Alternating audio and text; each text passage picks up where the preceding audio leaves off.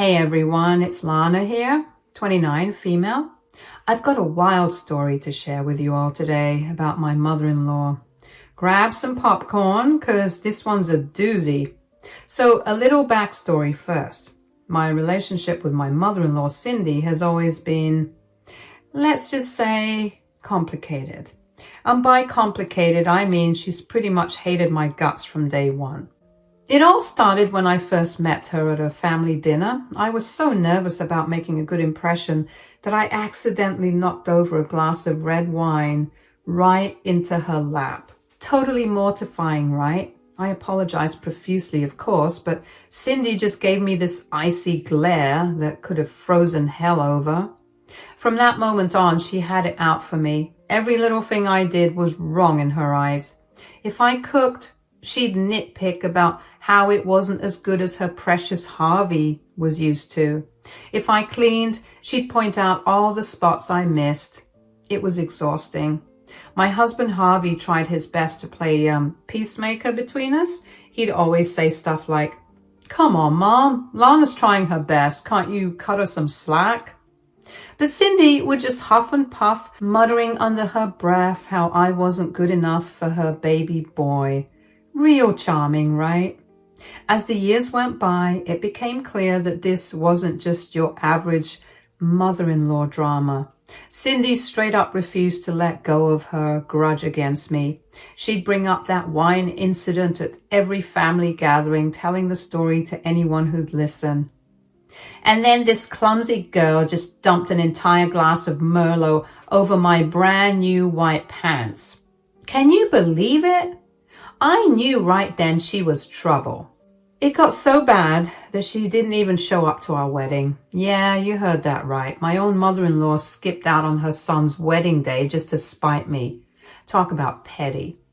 So there we were, just a few months out from our big day. Harvey and I were neck deep in wedding planning. You know, all that fun stuff like picking out centerpieces and arguing over whether or not our second cousin, twice removed, deserved an invite. But through it all, there was this dark cloud hanging over everything: Cindy.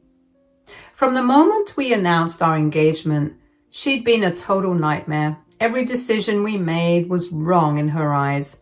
The venue wasn't fancy enough. The color scheme was tacky. And don't even get me started on her reaction to my dress. I'll never forget the day I invited her to come dress shopping with me and my mom. I thought maybe it would be a nice bonding experience, you know. Boy, was I wrong. We're at this cute little boutique and I come out in this gorgeous A-line gown that made me feel like a princess. My mom was tearing up, saying how beautiful I looked. But Cindy, she just wrinkled her nose and said, "Oh, honey, are you sure about that one? It's awfully plain and it does nothing for your figure. Maybe we should look for something a bit more slimming." I was crushed. Here I was, feeling on top of the world, and she had to go and burst my bubble like that. But Harvey, bless him, he tried so hard to smooth things over. "Mom, come on, Lana looks stunning in that dress. Can't you just be happy for us?" Cindy just huffed and muttered something about how she was only trying to help. Yeah, right. As the wedding got closer, Cindy's attitude only got worse. She'd call Harvey at all hours, trying to convince him to change this or that about the wedding.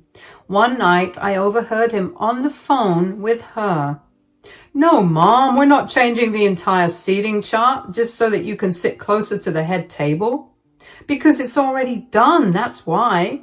Look, this is our wedding, okay? Can't you just support our decisions for once?" He hung up looking so defeated. I hated seeing him caught in the middle like that, torn between his fiancée and his mom.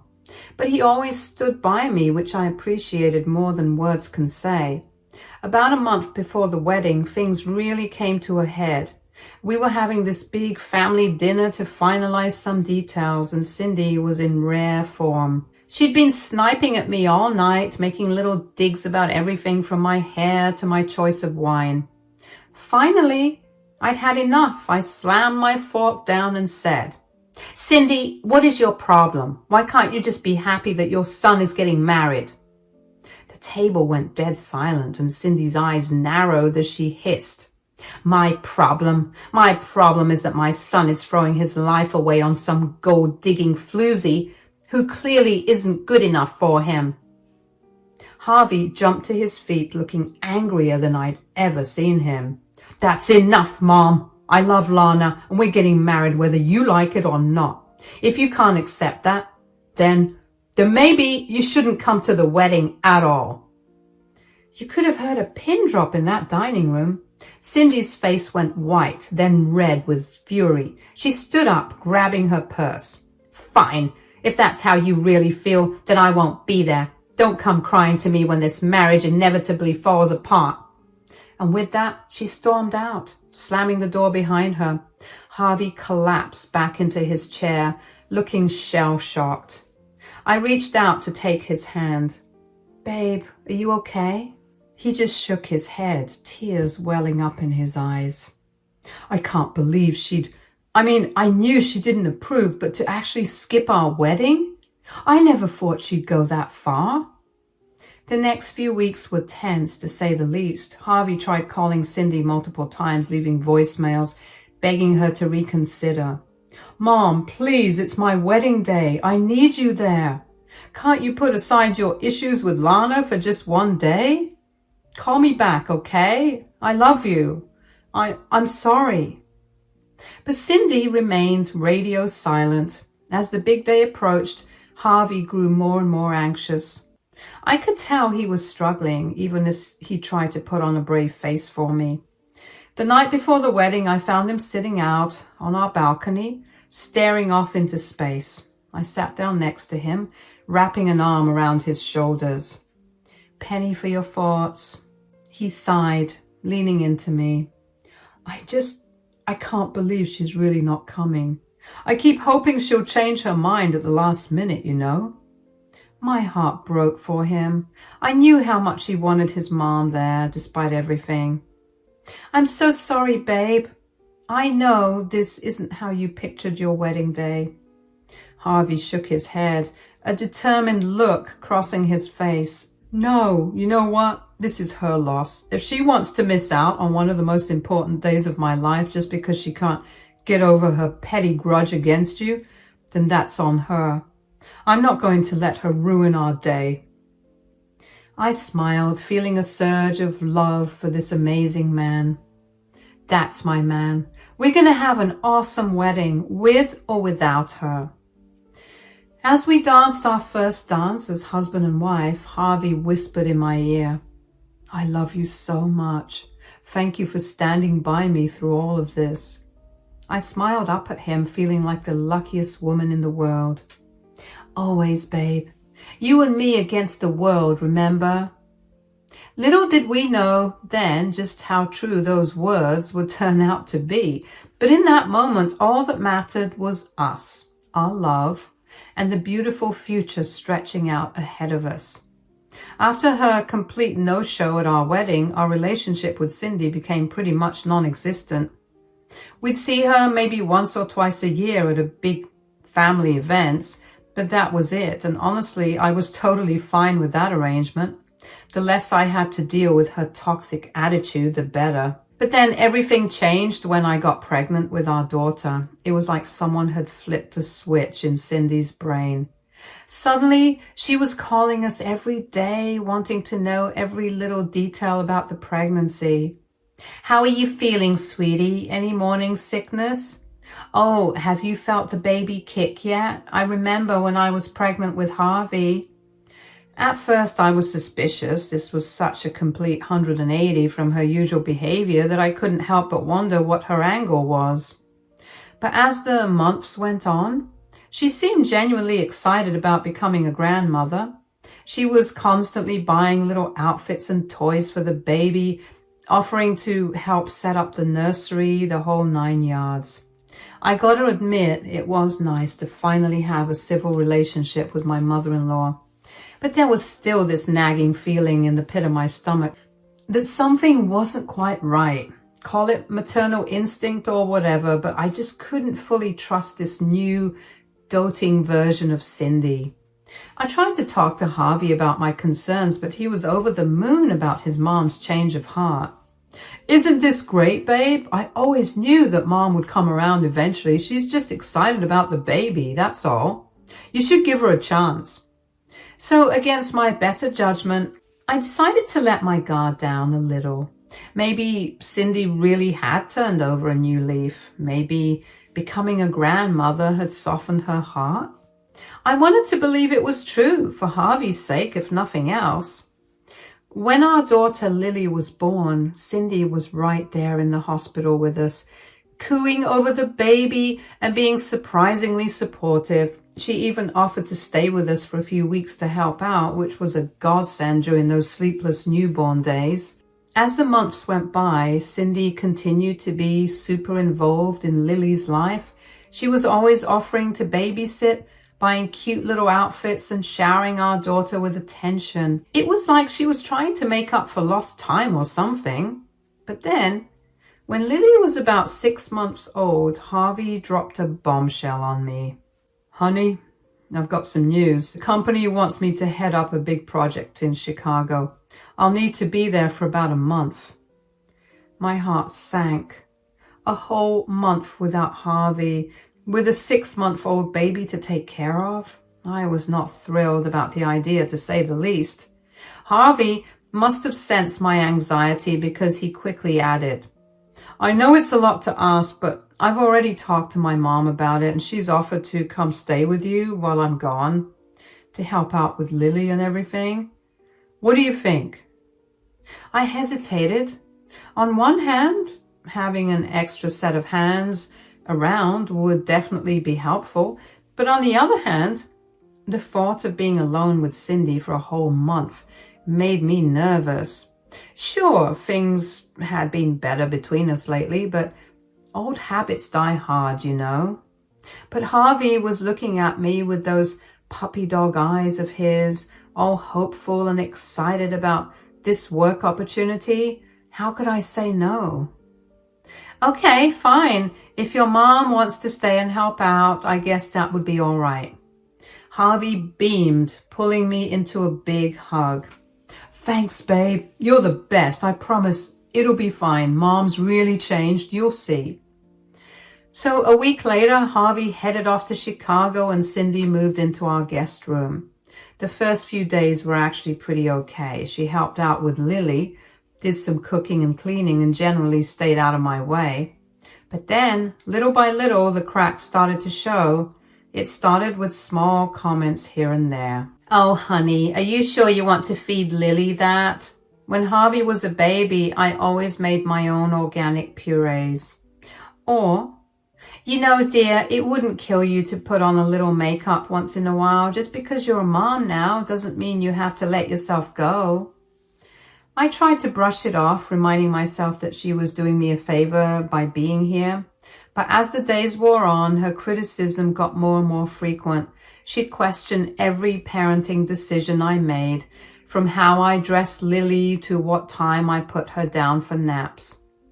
One afternoon, I was at my wit's end. Lily had been fussy all day and nothing I did seemed to calm her down. I was bouncing her on my hip, trying to soothe her, when Cindy waltzed in and held out her arms. Here, let me take her. Clearly, you're not doing it right. I saw red. Who did she think she was, implying I couldn't even comfort my own child? But I was so exhausted that I didn't even have the energy to argue. I handed Lily over and retreated to my bedroom for a much-needed cry. That night, I called Harvey, desperate for some support. Babe, I don't know how much more of this I can take. Your mom's driving me crazy. She's constantly criticizing everything I do. I feel like I can't even breathe in my own house anymore. Harvey sighed and sounded torn. I'm sorry, honey. I know mom can be a bit intense sometimes, but she means well, I promise. Just try to hang in there, okay? It's only for a few more weeks. I wanted to scream. She means well? Was he seriously taking her side in this? But I was too tired to fight about it, so I just mumbled goodbye and hung up. The next morning, Cindy was in rare form. She'd arranged the entire kitchen while I was sleeping and claimed it was more efficient this way. I couldn't even find the coffee mugs, for crying out loud. "Oh, don't be so dramatic, dear. Change is good for you. You should be thanking me for all the help I'm giving you." I bit my tongue so hard I tasted blood. This woman was unbelievable. But I kept reminding myself, just a few more weeks, I could do this. But then, a few nights later, everything came to a head in the most terrifying way possible. I woke up in the middle of the night feeling like something was off. Mother's instinct, I guess. I got up to check on Lily, padding down the hallway to the nursery. My heart stopped when I saw the empty crib. Panic rising in my throat, I ran through the house calling Lily's name. "Where's my baby? Had someone broken in and taken her?" A million horrible scenarios flashed through my mind. I burst into Cindy's room, half hoping to find her cuddling Lily or something, but the bed was empty, perfectly made, like no one had slept in it at all. Now I was really freaking out. I grabbed my phone, ready to call 911, when I heard a faint noise coming from downstairs, and it sounded like crying. I raced down the stairs, following the sound. It seemed to be coming from the basement. We hardly ever used that space, just for storage, really. As I got closer to the basement door, I could definitely hear Lily's cries, but they sounded muffled, like she was behind a closed door or something. With shaking hands, I tried the doorknob. Locked. What the hell? "Lily, baby, are you down there? Mommy's coming." I pounded on the door, desperate to get my daughter. That's when I heard footsteps behind me. "What on earth are you making such a racket for? It's the middle of the night."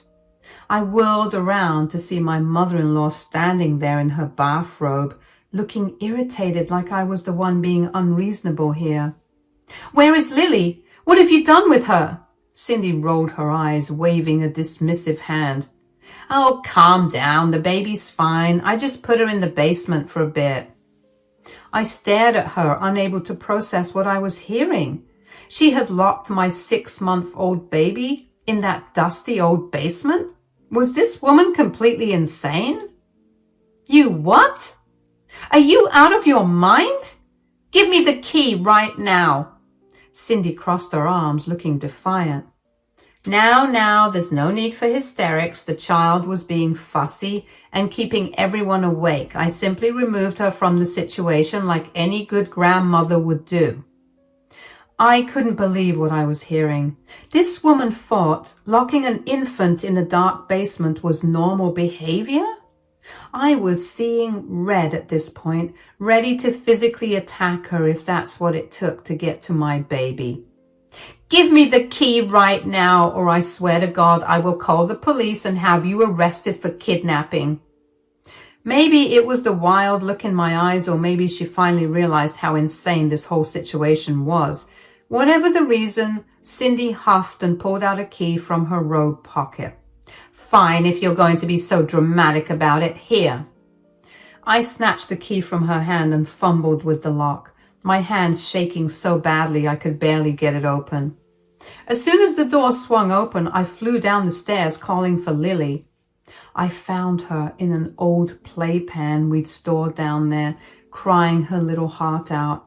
I scooped her up, holding her close and checking her over for signs of harm. Thank God she seemed physically okay, just scared and upset. Cindy had followed me down, still looking annoyed, like this was all some big inconvenience to her. "See, she's perfectly fine. I don't know why you're making such a fuss." I rounded on her, fury blazing in my eyes. "Are you insane? You locked a baby in a dark basement? Do you have any idea how dangerous that is?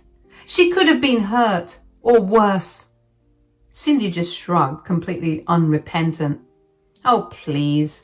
When Harvey was a baby, we used to put him in the basement all the time when he was being fussy. It never did him any harm." I couldn't even form words at this point. This woman was clearly delusional if she thought this was in any way acceptable behavior. Clutching Lily to my chest, I stormed past Cindy and back up the stairs, consoling my baby on the way. I locked the door behind me and soothed her to sleep, making sure she'd sleep in my room tonight since clearly my mother-in-law couldn't be trusted. When my precious Lily was finally sound asleep, sniffling from the trauma of being left alone in that room, I made my way to that evil hag of a woman to teach her a lesson because I was sick and tired of her. I woke up and I dragged Cindy out of bed and flung her into the basement to give her a taste of her own medicine. She screamed at me the entire time, but I just locked the door behind her and walked away, feeling a twisted sense of satisfaction. The pounding on the door was constant, but I left her there all night and all day the next day too. I didn't care. If you messed with the mama bear, you were going to get the claws. I was gracious enough to drop off some food and water and give her a bucket so she could relieve herself, but I wasn't gracious enough to let her out. She was going to pay for what she did to my child.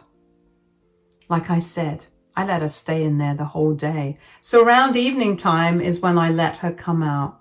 I unlocked the door and watched as she stumbled out, disheveled and furious. You crazy, insane woman! How dare you lock me in the basement? When Harvey hears of this, he'll kill you. How dare you? I didn't even bother to respond to her. Instead, I picked up the phone and called a retirement home center. Hi, I'd like to report an elderly woman who seems to be having a mental breakdown.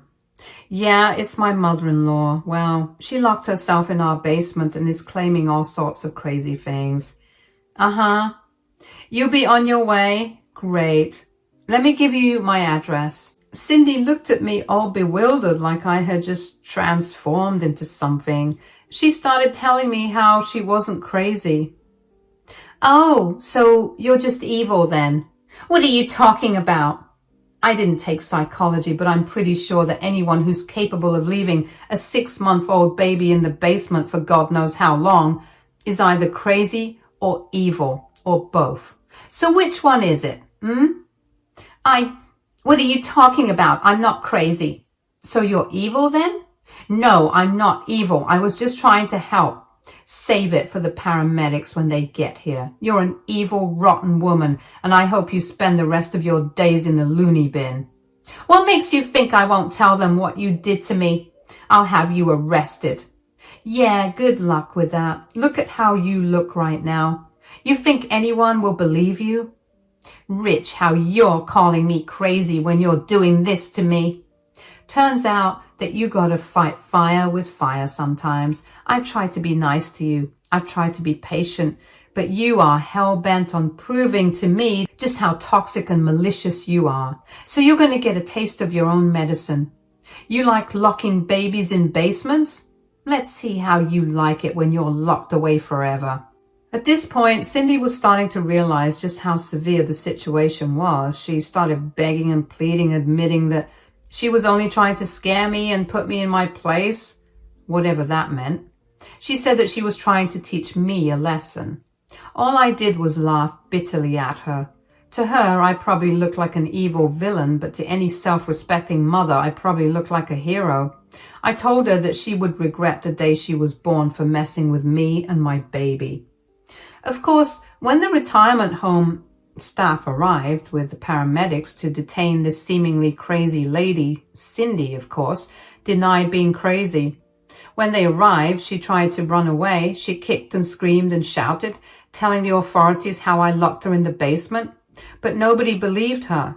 Then she started apologizing for everything she did, admitting to not feeding Lily properly, leaving her in her diapers for hours, which was giving her rashes.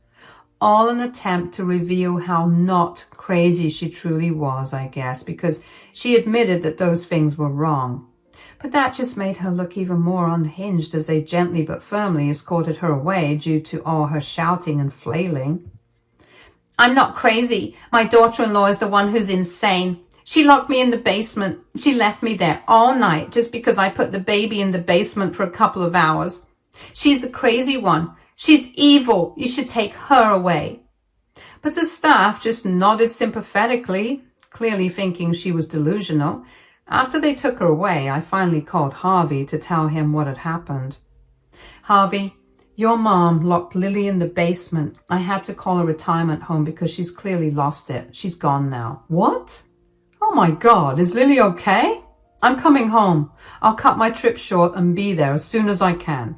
She's fine, Harvey, but your mom needs help. She's not well. I didn't tell him about locking Cindy in the basement myself. That part of the story could stay with me and the basement walls.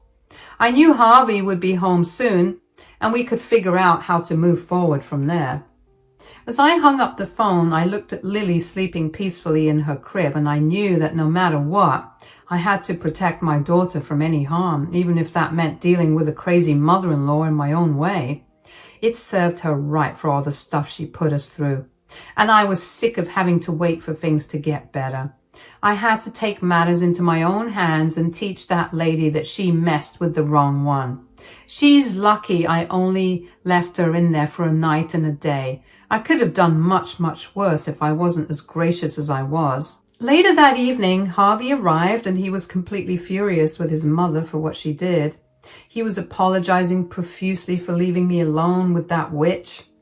I was just happy that Lily was okay and that Cindy was rotting in a room far, far away. Cindy was causing a huge fuss at the retirement home, apparently. She was demanding to be released, screaming about how she wasn't crazy and how it was all a big misunderstanding. The staff had to constantly sedate her just to keep her calm. It was a mess. The next morning, we drove to the retirement home together, and as soon as we walked in, he made a beeline for Cindy's room. "Mom, what the hell were you thinking? Why would you do such a thing? What's wrong with you?" Cindy was sitting on her bed looking disheveled and furious, but when she saw Harvey, her expression softened. "Harvey, I swear I was only trying to help. I didn't mean any harm." "Help? By locking our daughter in the basement? That's not help, Mom. That's dangerous and insane. And apparently you did this to me too? You're crazy, Ma. You need help. I'm so sorry I didn't see this sooner." Cindy's face fell. She tried to maintain her innocence, but she was stuck. Admitting she actively meant to harm Lily by leaving her in the basement would be unforgivable, yet maintaining her innocence made her look delusional. I just thought it would be quieter down there. I didn't think." Harvey cut her off, shaking his head in disbelief. "You didn't think?" "That's right, because if you did, you'd realize how wrong and dangerous that was. I can't believe you'd do something like this." The entire time I was standing in the corner smiling to myself. Cindy was really stuck between a rock and a hard place. She couldn't admit to her malicious intent without looking worse, and she couldn't claim innocence without seeming completely out of touch with reality. "Harvey, please, you have to believe me. I never meant to hurt Lily." Harvey looked at her with a mixture of anger and disappointment. "I don't know what to believe anymore, Mom. But what you did was wrong. I think it's best you stay here for a while until we can figure this out." Cindy's eyes widened in shock. "Stay here? Harvey, you can't be serious." "I am serious. You need help, Mom. And until you get it, I can't trust you around Lily or Lana." As we walked out of the room, Cindy's protests echoed down the hallway, but Harvey didn't look back. I slipped my hand into his, giving it a reassuring squeeze. He glanced at me, his expression softening. "Thank you for handling this, Lana. I know it hasn't been easy." "It's what needed to be done. We have to keep Lily safe." As we left the retirement home, I couldn't help but feel a sense of satisfaction. Not only had I gotten my revenge, but I also had the upper hand for the rest of Cindy's life. She'd never be able to cross me again without remembering this moment, and that, I thought, was worth all the trouble.